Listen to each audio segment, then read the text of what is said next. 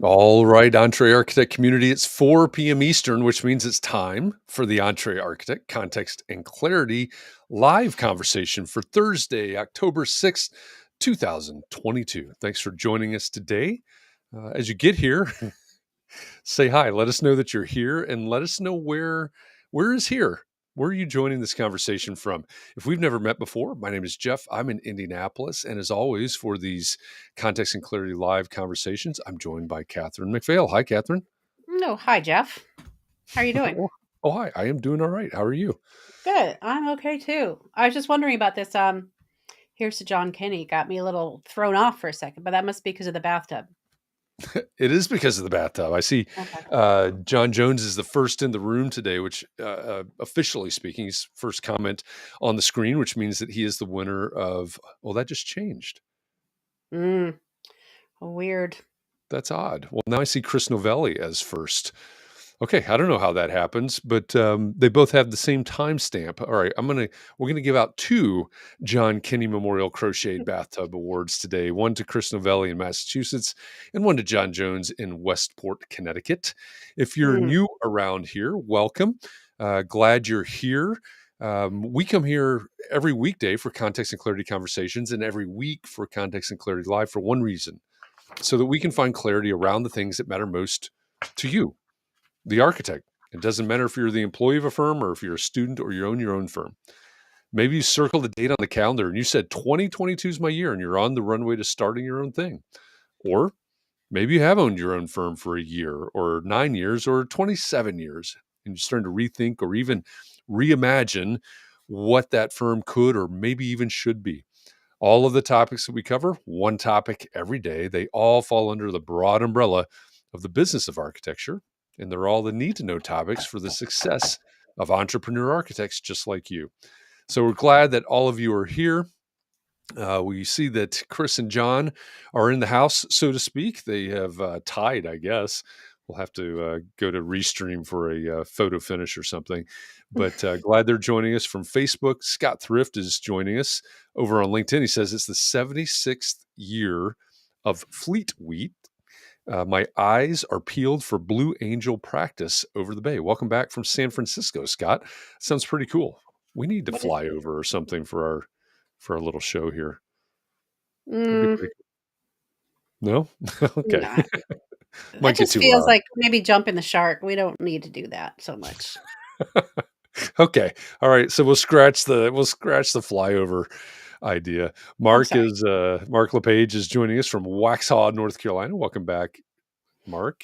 He says Chris Novelli was first, so we'll we'll maybe let him Honestly, be the both Chris judge. and John have so many bathtubs, it doesn't really matter. Yeah.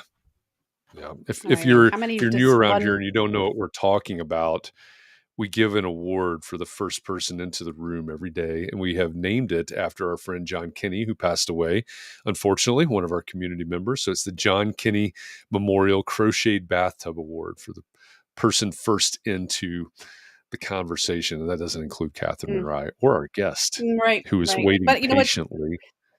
John was the first one in most times. It was hard to beat that guy It was. It before he was. got a job. It Yeah. So became. I think it became his mission in life to win. it was my mission in Uh, life to beat him, but I rarely did. no, it was nearly impossible. Um, Jing says she's driving and listening from Houston. Welcome back, Jing. Glad you're here. Be careful as you context and clarity and drive. That sounds treacherous. Um, Mark wants to know if this is the Context and Clarity Fight Club. Uh, well, if it is, I can't tell you about it. So that's the first rule. And Chris says that one thing I miss about my old firm is the office was a mile or so away from an active Air Force base, and the F-16s would do daily low altitude flyovers that I could see perfectly from my window. All right. That's very cool. Chris also says bathtub winners need to buy a round in Austin. I'm down with that too. All right. So as you get here, if you haven't said hi yet, say hi. Let us know that you're here. And even if you're just planning to listen in or if you're multitasking right now, that's okay. Just say hi. Let us know that you're here. If you are joining us from Facebook, there's 2 places on Facebook that you might be joining us from. maybe more. Um, One is the Entree Architect Community Facebook group. The other is the Architects and Allies Facebook group. So our normal streaming locations to Facebook. Those are both private groups. And Facebook has these privacy policies that say they can't let your name, your likeness, or your comment out unless you give permission. So Hmm. if you're commenting away right now and nothing's popping up on the screen from you, your comments aren't popping up, open another tab. And in the browser window, type chat.restream.io/FB, like Facebook. It's down in the lower left-hand corner of the screen right now, chat.restream.io/FB. And a couple of clicks later, you'll give Facebook permission to communicate with Restream, and all of your problems will be solved. Guaranteed. Guaranteed. So just type that in there. It's magic. I don't know how it works. It's just magic. So check that out. And if you're joining us over on YouTube, like Janine is, hi Janine. She says talking money. So I'm now joining today's conversation, and Janine is Nicole's bookkeeper. So welcome, Janine. Glad that you are here, Nicole. I think Nicole may have required this because she's the next comment in. So we may need to create a custom context and clarity bathtub drink. I think it should have bubbles in it. I'll think about that. We could have a little All right, contest. turn it into a contest. There you go. Yeah. And Emma is joining from YouTube as well. Hi, Emma. Great to have you with us. So again, anybody that's out there, say hi. Let us know that you're here. And here momentarily, we're going to bring our guest out of the green room because they may be tired of green M&Ms by now. We restocked, and it's an all-time favorite for everybody, maybe or maybe not. But they've been back there a while, so we'll introduce them here momentarily. What have we missed? We got everything, all of our housekeeping done. I believe so. Okay. Manuel says he's expecting a crisis to pop up, so join until crisis time. How's that for mindset? Mm. Okay, he's got his Okay. crystal ball out, I guess. Thanks for stopping in. I'm glad that you're here. I hope a crisis does not pop up. So stick around as long as you can, Manuel. Thanks for joining us today from New York City. Our guest today is an entrepreneur, an author, and a psychoanalyst. You know how hard it is to type that word, by the way? It's a lot of strange, Psychoanalyst? yeah, it's a lot of strange vowels and combinations Oh, in that's that a word. good one. That's a good word. It is a good word, but it Yeah. looks funny on the screen. She's on a mission to help us come to grips with how we see and treat ourselves because it has a direct impact on our work and our finances. She's the author of The Financial Mindset Fix. Joyce Marter, welcome to Context and Clarity Live. Hey, Jeff. Hey, Katharine. Thanks so much for having me. And hi, everyone. I'm honored and excited to be here. It's great to have you here. And I should have said in the introduction as well that you will be a keynote speaker for the upcoming Entree Architect Community annual meeting in Austin, Texas. So, Oh, excellent. um, That'll be good. yep, we're doing multi-duty here today. So it's great to have you here, Joyce. I'm really looking forward to that. It'll be a lot of fun. Yeah, it's going to be. And so Jean has a vote for the drink. She says cappuccino martini. I'm intrigued. Yeah. Am I the judge of this contest? Okay, apparently it's not going to be a cappuccino martini. Fair enough. I mentioned in the introduction, Joyce, that your book is called The Financial Mindset Fix, which both Katharine and I have been listening to. And first of all, you said something backstage about recording and listening to your voice, which I completely understand that. But I will say kudos for your reading of the book, for your narration of the book, because all of your personality comes out in the book, and I think it's a fantastic narration. So congratulations on that as well. Thanks so much. I appreciate that. I know that's a difficult thing. Maybe a place to start out. We've been talking about this, as you know, we've been talking about mindsets all week, and we've been preparing for this conversation. So maybe the place to start out is just a definition. What are we talking about when we say mindsets and the mindsets that affect our finances? I know there's quite a path in between, but what are we talking about when we talk about mindsets? I think really our mindset is our perspective. And in therapy, cognitive behavioral therapy is one of the most empirically supported forms of therapy. And it asserts that our thoughts precede our emotions and our behaviors. So our belief systems about money have a great impact on our financial reality. So our belief systems from our families of origin, from our previous life experiences, if we've experienced financial traumas in the past, that shapes and molds how we think about our relationship with money. If we have belief systems about ourself and our worth, if we tell ourselves, I'm broke, I'm poor, those are strong stories that we're telling ourselves. And I, as a therapist, have a very healthy respect for self-fulfilling prophecy. What Mm. we believe, we become. Gandhi actually said that. He was way before his time. And so our mindset is that perspective that we enter into all of our behaviors and actions. And so it's really important to expand our mindset and have more of an abundant and growth oriented mindset rather than a scarcity or fixed mindset. Yeah. You, along those lines, I mean, you said that you talked about the self-fulfilling prophecies, and in the book, you tell the story of going out on your own and opening your own practice and sitting down. I think it was either lunch or coffee with one of your colleagues, and talking about how much do you think you can make going out on your own? And you said a number, and your colleague said 60,000, another number, 100,000. right? And as it turns out, they both came true. Can you tell us a little bit about that? Give us a little bit of background there.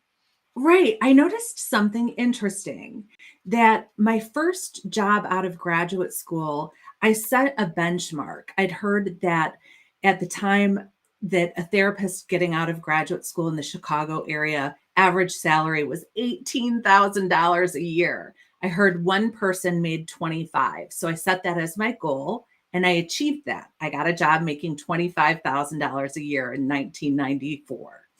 And then I realized that was really hard. I decided I wanted to make more. I heard that if I worked for an employee assistance program, I could make 35. So I got a job making 35. Then I started a private practice. And like you said, I met with my buddy, Steve. And Steve said, Joyce, how much do you want to make in private practice? And I said, oh gosh, it would be really awesome if I could make $60,000 a year. And he said, ooh, gross. And I said, what do you mean? And he goes, I want to make over 100. And I said, well, do you think that's possible? And he said, of course that's possible. And that year I made 60 and Steve made well over 100. And I thought, oh my gosh, am I setting my own ceilings with these benchmarks that I'm setting for myself? Am I asking the universe for just enough to pay my bills? Am I having small-minded thinking? Am I not believing in myself? And what I learned in my practice is that there's a huge connection between self-worth and net worth. I saw that as my clients made progress in therapy, they started to earn more money. Client after client, whether they were working on anxiety, depression, addiction, started to have raises and promotions. And so I started to work on my own self-worth and self-esteem and psychology of money, the way that I think about money, the way that I behave with it, my relationship with money. And I started to expand my worth, and not in a greedy way. I think a lot of us have these barriers. We think, oh gosh, asking for more is selfish. And as a therapist, I'm a caretaking professional. And so my last name is Marter. So that sets me up to not exactly take care of myself. But I had to really work through that. And once I changed that mindset, and it took a long time, and it took some interventions, even from my financial planner and my CPA, who said, hey, you're not running a charity. You deserve to make a profit. And I ended up turning my business around with the help of a lot of other people, which is an enormous aspect of success because we need other people's perspective and support, and turned my business into a multi-million-dollar business and was able to make an 8-figure exit, something I never, ever imagined would be possible when I had set a benchmark of 60,000 not that long before, actually. Yeah. Yeah. I think one reason that story resonates with me so much is that when I graduated and I was looking for my first job in about that same year that you're talking about, a year before, actually, I think, the economy was bad then, right? And I was also in Chicago, and we've talked about this before, but I was in Chicago. The economy was bad, and it took me a long time to find my first job. And I was the first in my family that went to college and all of that, and so I want to find a good job, and get a good salary and these types of things. And so I had in my head what I could make, and when it came time to go in and receive the offer, I had in my head, I am going to fight for this number, right? Well, I'm going to negotiate for this number. And so sitting there in the vice president of architecture's office, and he said, well, I want to extend an offer to you. We're going to pay you this much.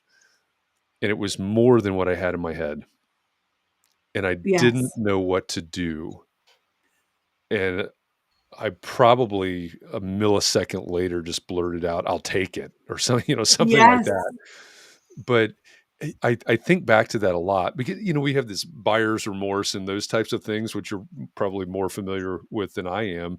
I think back to that and shortly, probably the train ride back to my apartment after that, I was probably thinking about, it's like, what did I leave on the table by Right. thinking this is what I need to make?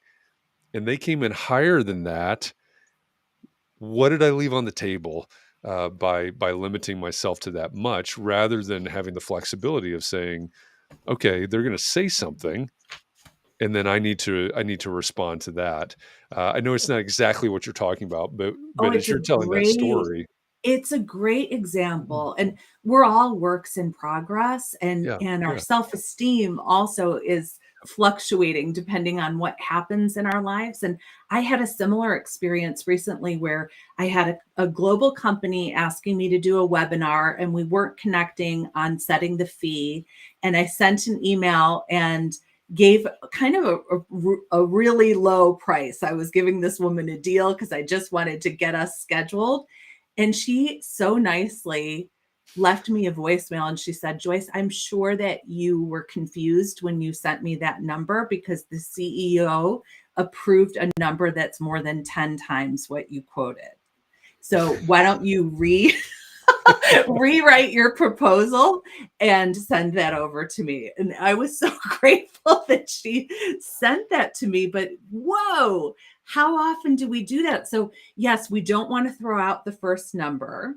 So yeah, I've learned some of these skills of, so tell me about your budget, yeah, yeah. and getting the other person maybe to throw out the number first, and working from there, and knowing what's negotiable, and it's a dance, and it's about valuing yourself.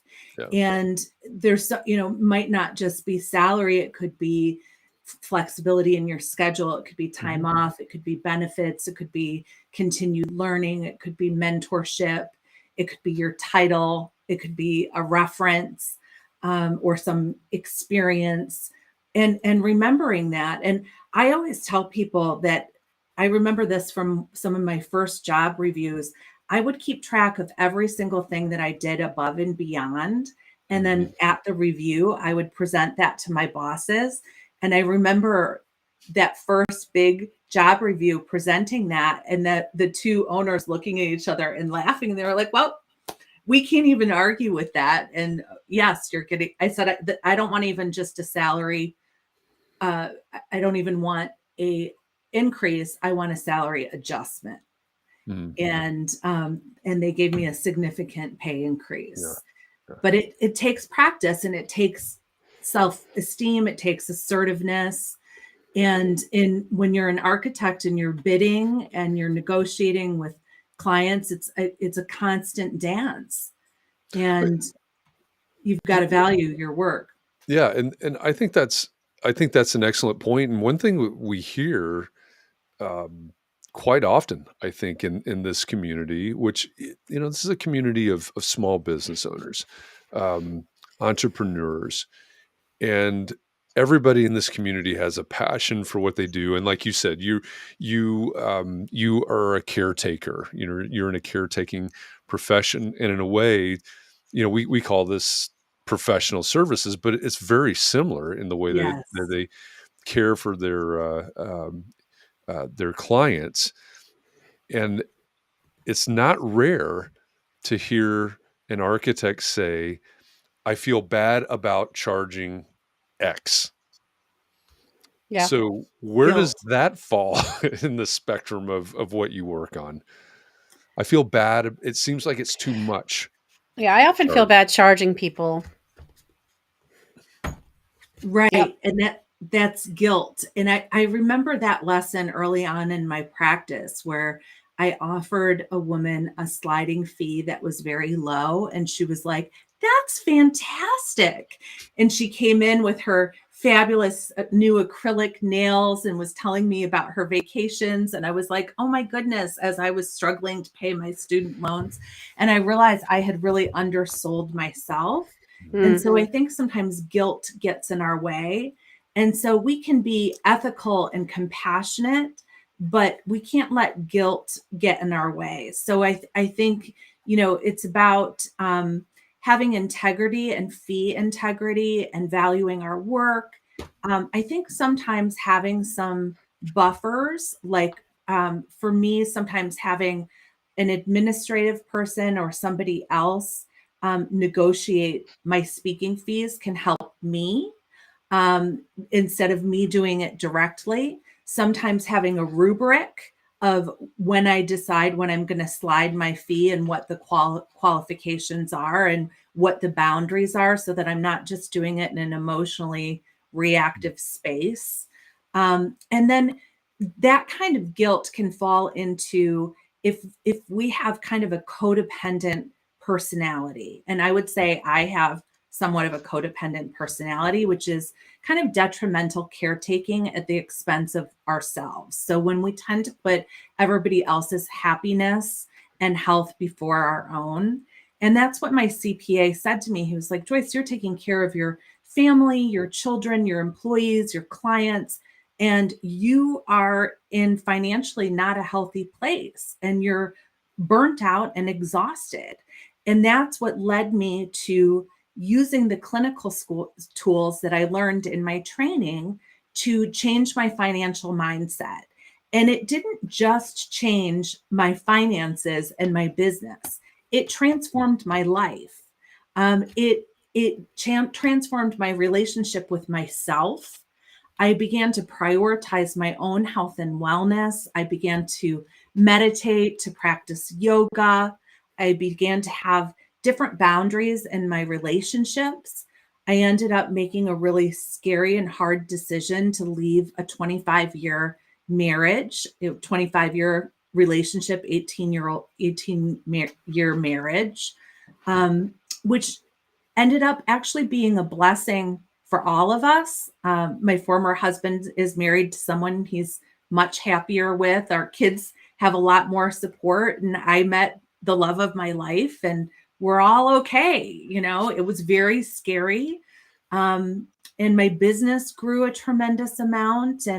But it all changed with me being willing to look at some hard things within myself. Obviously I'm a therapist, and I think we all need to take some time to look at ourselves.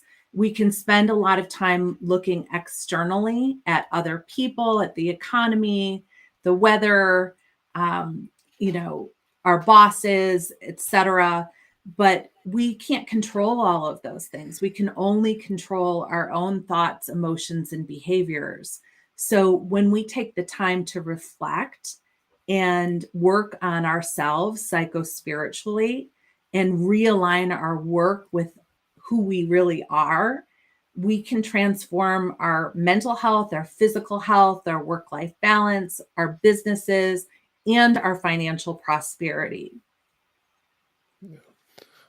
Yeah, I think as I was listening to your book, I mean, I got to chapter 1. I was driving to Ball State Tuesday morning to teach, and I got through the introduction and got to chapter 1, and I went, "Oh my gosh, I need this."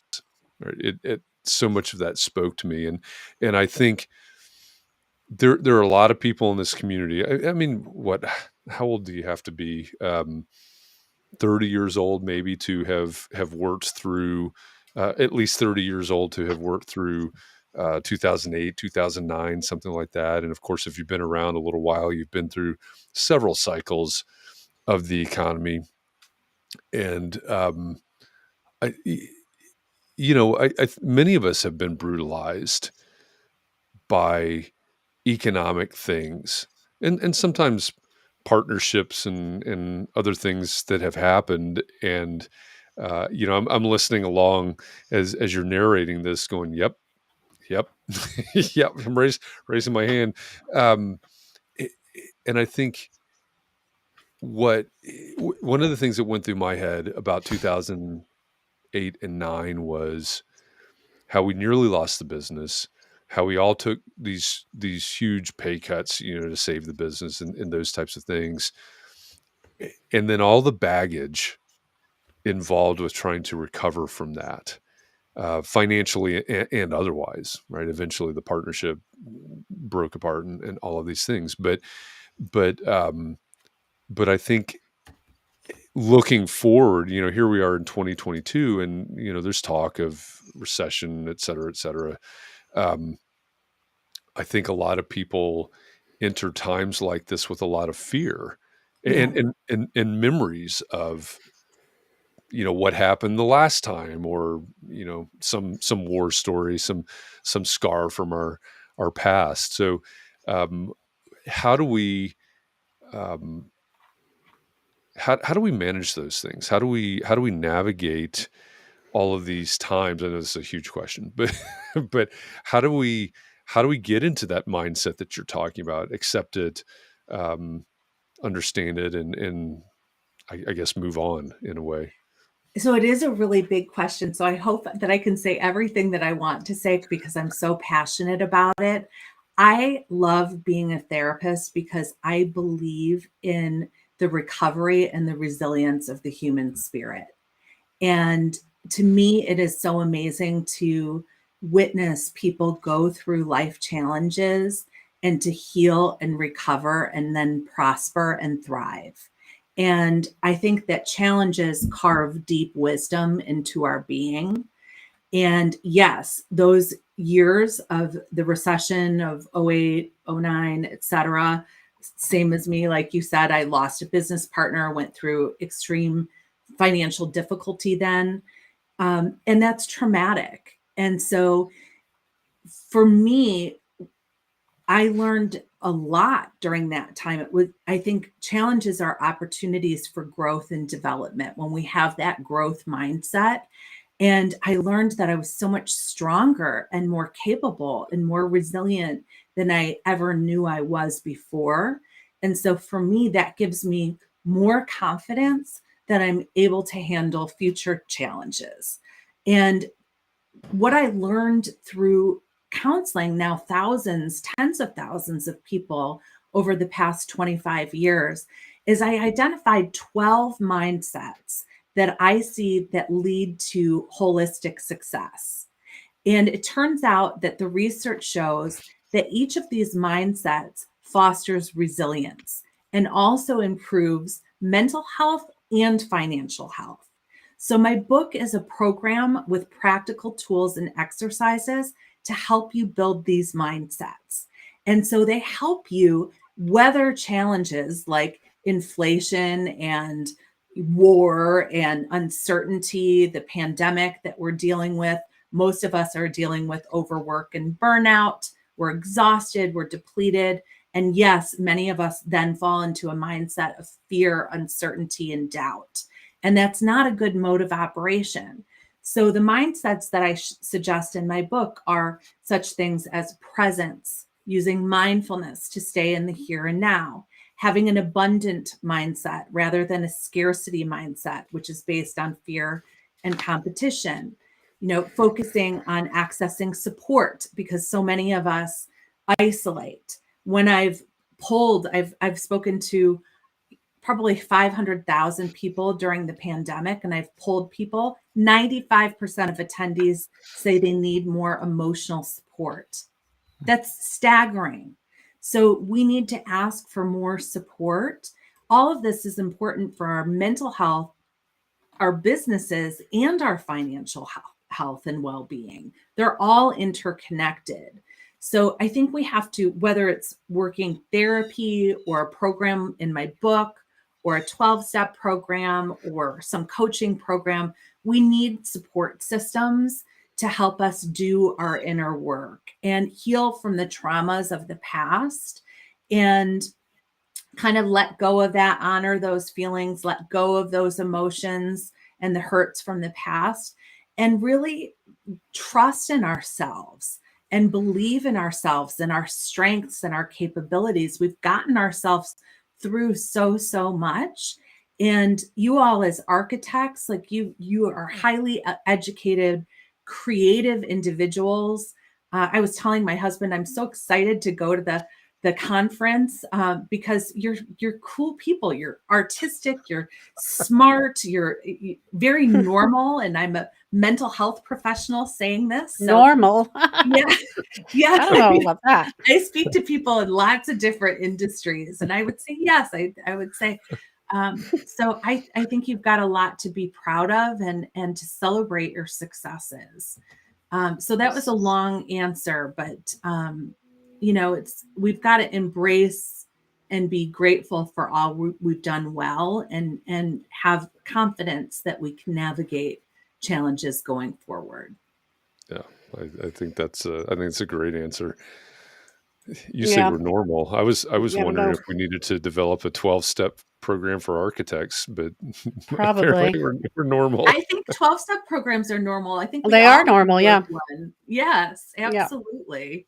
Yep. Well, there are 40 to choose from, like you say in your book. So, I mean, I think anybody could relate to one of them. All right. We were talking this morning. We meet on Clubhouse to discuss the topic of the day. So today we were talking about financial mindsets. And one of the people on there, who it says right there is Ryan. So anyway, Ryan was talking about being uncomfortable raising his prices to his fee too much in between projects. And he wanted to know if there is such a thing as too big of an adjustment. So I have an opinion. Well, what do you think? Well, going back to my buddy Steve, who we were the ones that had the conversation where I said I would make 60 and he wanted to make over 100. He, by the way, went on to win Shark Tank. He was on Oprah's Favorite Things. He's built and sold several multi-million-dollar businesses. And I talked with him about fee setting, and he said that he says the highest price he can say without laughing. Wow. And all right. I thought that was interesting. I am of a different breed. I have that codependent thread. And I'm looking for the universal win-win. So I have that compassionate heart, I guess, where, I want to make it a win for the client, and I want it to be fair, and I want it to be sustainable. Yeah. So it's about balance. So I think, it's important to raise your fees regularly. And, we're all in different industries, but I think, somewhere in the realm of 20% to 30% is normal. Something outside of that is surprising, is a significant jump. If it's depends on your industry standard. Like for me with speaking, my demand went up substantially, and in some ways, like my webinar prices doubled. And they doubled because the demand was there to support that, and that was okay. So if you can justify it, if it's not just ego, like I can think of a buddy of mine that I think was burning out as a therapist. And he was like, I'm going to charge $500 a session cash. And I'm like, Cash. you do that. Cash. You do you, boo. And we'll see how that goes. But Yeah. Boo. Yeah. Well, I was going to say something about cultural capital, that architects have cultural capital. That was when you were back saying that, why you want to hang out with us in that. But yeah, it just seems like his old clients aren't going to know how much he's charging his new client. So it's not like he's putting it on his website or anything like that. So yes. I also love that part in your book where you were talking about your friend who you said, how much do you charge for speaking? And then he told you, and then you told them, and then you told him that you got it. And he said, that's my day rate. You just got for 45 minutes, got what I would charge for a day. So I don't Yes. know. I like that story. It's important learning, but I think it's Yeah. good to have that frame of reference. I also, like with my speaking business, I have a for-profit rate and then Mhm. I have a not-for-profit rate. And so that helps me. And then I have like a in-person rate and a webinar rate, and depending on the size of the audience. So I can kind of customize things so that I can work with a variety of different clients and make it affordable. And make it work so that I'm not turning away all business, but I'm also, getting the higher paid gigs that I would like to have as well. Yeah. But one thing that comes up, I know this is not the conversation today, but we've had two or maybe three people this year come on to talk about fee setting, essentially. So, really getting into, how do you develop this fee? And one thing that comes up is that depending on your client, and I always say you could have a sophisticated client and you could have an unsophisticated client, and that's not a personal judgment. It's a sophisticated client might be the facilities person at a university that's hiring architects all the time.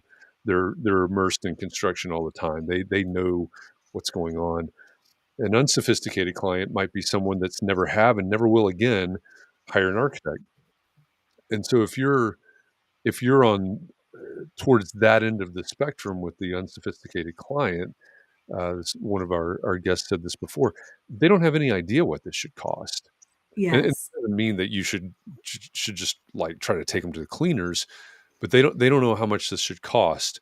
So, and this gets into goes towards the strategy of multiple multi-tiered proposals and things like that, so you can compare Yes. and contrast and things like that.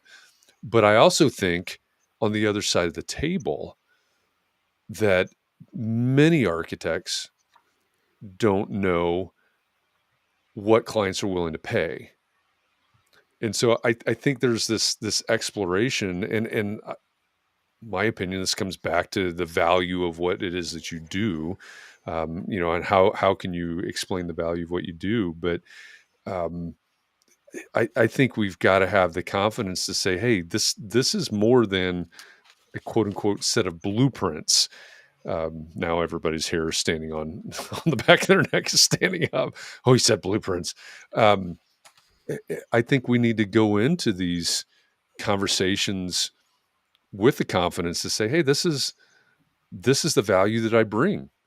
And there's a cost there's an investment to that, maybe is a better way to say it. But there's an investment that's related to that value, and quit selling ourselves short. Yes, and it's not only about your own personal integrity, but Right. it's the integrity of the profession, and That's a if great one point. person isn't valuing themselves, that can impact everybody else. And so looking at industry standard, and that's why I think having peer groups like you all have, and associations where you collaborate and share, that can really give you support and language and conversation so that you can have community that kind of backs you up. And I think it feels so good when we can kind of raise that floor and agree that we're no longer going to do projects below a certain level. I am a big believer in mentoring as well. And I look at that as an opportunity. Like recently, I brought on a few newer, younger speakers. And so for smaller projects, I then refer them to the newer speakers and I mentor them. I teach them, give them my slide decks and prepare them for the presentations and then retain a percentage. And so it's a win-win. The client is served, the junior person gets some job experience, and it's another flow of income for me. So there's a lot of different ways that you can think of a win-win and to help everyone, but not work for less than what you deserve. Yeah. Yeah. What are some of the most common mindsets that you see that are holding us back when it comes to our finances? So many. I think in my sessions with my coaching clients or therapy clients, a lot of it is when people say things like, that won't work, I can't, I don't, I won't, I'm not, all that kind of negative thinking. When people see barriers, I think that's the difference between, I know many of you are entrepreneurs. A successful entrepreneur sees past the barriers. They're like, well, how are we going to get around that? How are we going to make that work? Where somebody who ends up perpetually working for someone else cannot problem solve around that. And they see the roadblock. And so I think that's a really important mindset to have, that kind of problem solving, creative, and tenacity, really, to move forward and persevere.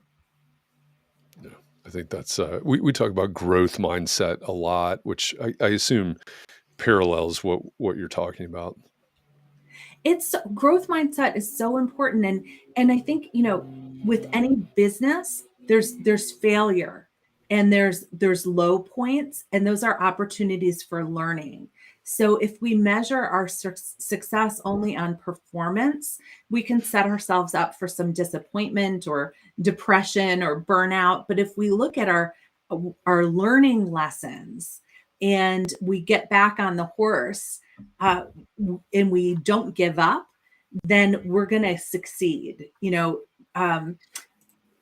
Progress is not linear. We kind of go through loops in life. And so learning is part of the evolution, and it's the evolution of our consciousness. And I believe our success is personal and professional. It's two sides of the same coin. So we are our tool. So we have to work on ourselves while we work on our businesses. Yeah, I think so. One of the things we started out the week, so the question I posed at the beginning of the week was, what does success mean to you? And then Christian, who says we are all peerless, Christian says that, or he wanted to add an addendum to that and say, how do you measure success?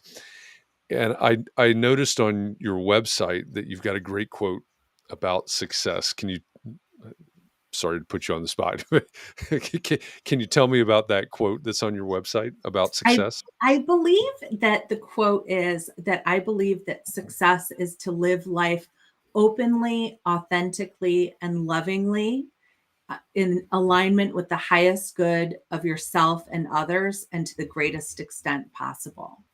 Yeah, okay, easy enough. It's not easy. It's not easy. No, it's not easy. It's about really being your deepest, highest self, being conscious, being kind, being loving, being courageous, doing good in the world, and doing it in a big way, which takes fearlessness, and helping others in the process. And it's not easy. And I believe when we do that, there is a financial return. People love us, they care about us, they refer to us, they trust us, and there's a reward that comes with that. Yeah.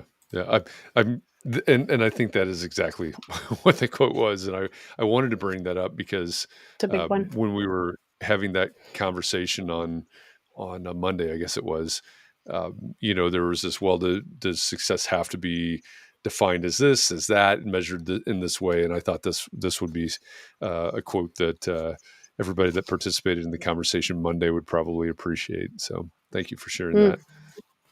Absolutely.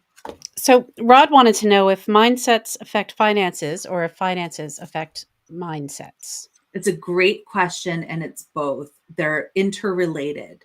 So I believe, so our mindsets affect finances. And I'm going to say mindset is kind of akin to mental health. So our mental health or our mindset. So if we're depressive or we're anxious or we're negative, that is going to impair our finances. And if our finances are poor, that is going to impair our mental health or our mindset. So they are interdependent. And so really, in order to get well, we need to look at both and the intersection between both, which is what I call mental wealth, which is the title of my keynote for Entree Architect. So I am telling you how to leverage psychology to improve your self-worth and embrace it, change your communication, change your thoughts, change your behaviors, change your relationships with others financially, personally, and professionally. Imagine your greatest vision for yourself, doing good in the world to the greatest extent possible, and cultivating a life of abundance. And I love motivating and supporting people and giving people the tools to do that, and to remove the shame and stigma from mental health and financial struggle, because we're all human. And I think we all deal with both in different ways at different points in our lives. Those are great points. Sorry, go ahead. I was just wondering what you think of Manuel's question that is it, do you mean that financial mindset is basically being positive no matter what? I don't think that's, it's not about toxic positivity. No. Because I think that's unrealistic. And sometimes we go through devastating losses. Thinking about the hurricane, people who've lost their homes, their businesses, it would be psychotic to be positive through something like that. So we need to honor our losses and sadnesses and traumas. One of the mindsets that I teach in my book is a mindfulness strategy called detachment. And it's healthy separation from our financial struggles or problems. And I used it when I thought I was going to have to file business bankruptcy. And I was paralyzed. And in order to go to work every day and face my staff and face my emails, I had to kind of compartmentalize my financial problems. And that was a form of healthy detachment so that I could put one foot in front of the other and problem solve and rebuild the business. So it's not being in denial. It's just being able to kind of block it enough and know that I am not my financial problems. I am Joyce and I'm perfectly fine. Yes, my finances suck at this moment in time, but that is temporary and I am okay. I'm a good person. I'm doing the best that I can. And I am smart. I have people who love and care about me, who are helping me, and we're going to figure this out. So it's not about just being positive. You can be real, but you want to be positive in the sense that there's hope. That this doesn't mean that it's the end, or that you suck because your finances are not in a good place. It's just the way it is right now.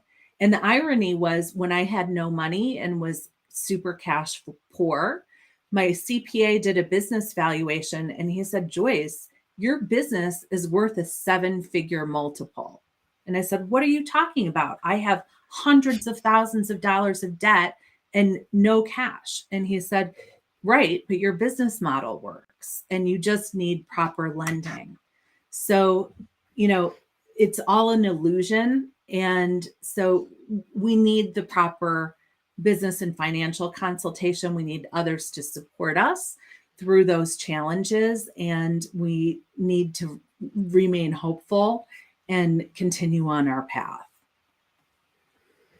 Yeah, I like that. The idea of not being, I'm not defined by this. There's something else that you said in your book about,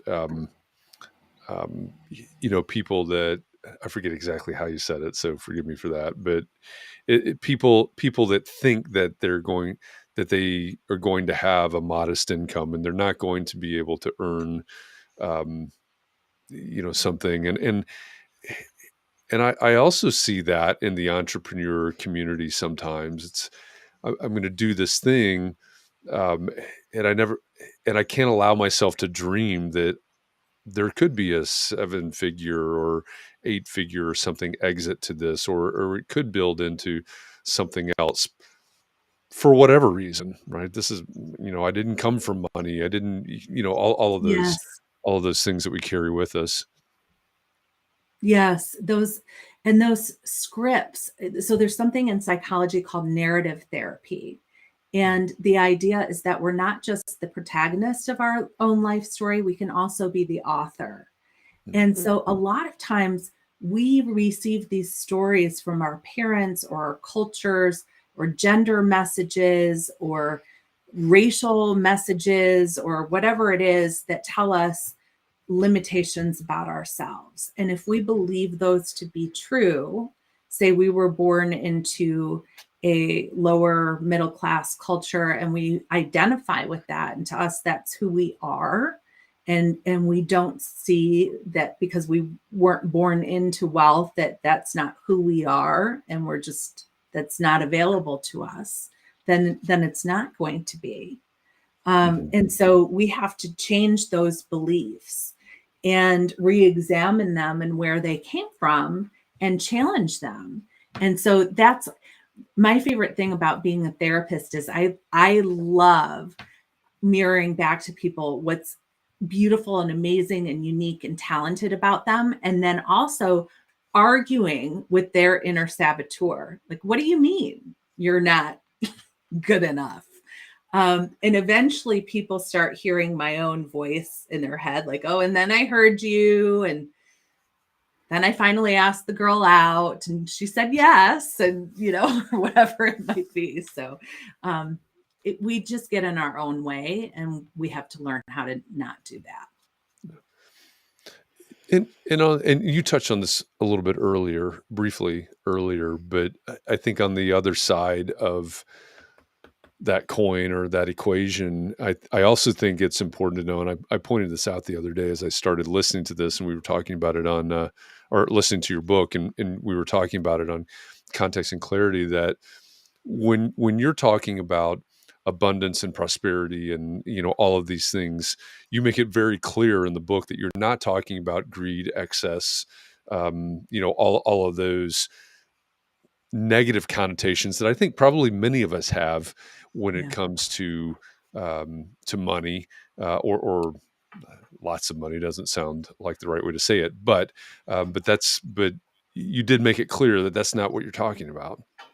No, I think a lot of us have some belief systems that people who have a lot of money are greedy or selfish or bad, and that this is not about materialism or greed or selfishness. I believe that actually when we prosper, we can help more. And I found that when my business did better, I could hire more people, I could pay people better, I could get them better health insurance, I could actually give to charities that they wanted to give to. I was able to hire student interns and provide pro bono services, and sliding fee counseling. So able to help in a bigger way than when I had nothing. And people can become philanthropists. I mean, look at what the owner of Patagonia did, just donating his billion-dollar company for the environment. I mean, that's incredible. So it's actually not greedy. It's when we become our best self, we serve as a lighthouse for others, an example. I am happy in the Chicago area. There's a lot of younger female therapists, younger than me, who have started their own group practices and who are moms. And they have said, I did this because I saw you did it. And now they have group practices and they've hired therapists and they just saw that somebody else did it. And I love that. So when we do achieve something, we show other people that they can do it too. And that's not greed. That's helping people, lift people up. And if we live our life small and safe, we're not helping the world grow and heal. And our world is suffering right now. So the world needs each of us to really shine our talents brightly and have the courage to put ourselves out there in a greater way. Yeah, I think that's one of the most compelling arguments for all of this, because I think it comes back to so many in this community want to help, they want to serve their clients, and that's a particular mindset. And I think what you just said, hey, if you and this is really part of the catalyst for Entree Architect as we know it, is if you build a better business, it gives you a lot of things. It gives you the freedom to practice your art, what's part of the original messaging. But it gives you the ability to do all those things that you said. You can do pro bono. You can take a board position, or any of these things that you want to do. So I really love however all of this is interconnected and wraps itself up. And these are some really great lessons that we need to learn. I've said this, I think, every day this week. Again, I started listening to the book, and I got into chapter 1 and I went, yeah, I need this. I'd encourage everybody to pick this up. Hard copy, yeah. Kindle, Audible, however you consume. How I consume voraciously via Audible. Get the Financial Mindset Fix and listen to it, read it, whatever you do, because I think there are many of us. I'm not going to say everybody. There's going to be some exception maybe, but many of us need to hear what Joyce has to say. We need to read what Joyce has written, and we need to start implementing it. So, and if this has inspired you, if you have more questions, if you want to have a further conversation about this, Joyce will be one of the keynote speakers at the Entree Architect Community Annual Meeting, November 1st through 3rd in Austin, Texas. That's just over 3 weeks away at this point. Oh, yeah. So go to smallfirmconference.com. You can find out more about Joyce. You can find out more about all the speakers, the venue, the all of it, and you can register and join us and hear Joyce. And I've said this, so we've got parallel series going on here. I'm doing the Meet the Speaker series for all of the speakers that are going to be at the conference. So when I'm talking to those speakers, one of the things that I say is that I'm really enthusiastic about the format of this conference, because you will not have to make a choice on whether you want to sit in on Joyce's talk or Jackie's talk, right? It's a one-track conference. You get to immerse yourself in every one of these sessions and every one of these speakers, in the conversation around all of these talks, together. Right. And it's a one track. You don't have to make those choices. You're not going to miss out on Joyce's talk because you're going to be there for it. So smallfirmconference.com. Thank you for popping that into the lower left there, Katharine. Type that into, open another tab. Open another tab and type that into your browser window. I always realize when I say that, it's like I'm asking you to leave this conversation. Open another tab, go to smallfirmconference.com and register. Join us in Austin. Come meet Joyce, hear her complete presentation. And between now and then, you can certainly read or listen to the Financial Mindset Fix. That's absolutely attainable between now and then. So yeah. So do that. Joyce, thanks a lot for this conversation. I really appreciate you. And we've gotten to know each other pretty well over the last couple of months because we've talked several times now, but I've loved it. It's been it's so been much fun. fun. My pleasure. Thank you Uh, for having me. Absolutely. Glad to have you here. It's a great topic. It's something that many of us need, like I said. And to all of you out there in the audience, I appreciate you. Um, I say this every week. Thank you for making context and clarity a thing, because if it weren't for that, we wouldn't be having this conversation with Joyce, and we wouldn't then be able to get the help. We wouldn't be able to understand what she's talking about and leverage what she's talking about to make our businesses better. So thank you to all of you out there, whether live or watching the recording. Thank you. Katharine, as always, thanks for Mhm. co-hosting this with me. I appreciate you always for all of these things that we do.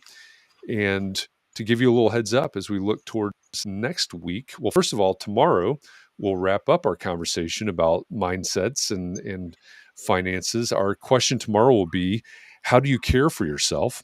We start that out at 9 a.m. Eastern over on the Clubhouse app, and then wrap it up at 4 p.m. Eastern in the context or in the Entree Architect Community Facebook group. Same question both times. How do you care for yourself? And we'll Hmm. relate it back to this conversation with Joyce today. Next week, we will talk with Emily Sicorsi of Root and River and talk about post-pandemic brands for architects. So a little bit of a little pivot here, going to the marketing and branding side. But Emily will join us. Some of you know her name. Some of you, if you've gone through some of my challenges, you might have been able to talk to Emily before in the past. She will be another speaker at the Entree Architect Community Annual Meeting. So that'll be a great conversation. I'll post about that Saturday morning. You let me know what you want to talk about next week, and we'll do that. Until then, again, thanks, Joyce. Thanks, Katharine. Thanks to all of you. Please be well, stay safe, keep those around you safe and well. Find some time to breathe, relax, find a way to rejuvenate, because we do this every day. You've got to pace yourself, and appreciate you going along the journey with us. Thanks, everybody. We'll see you tomorrow.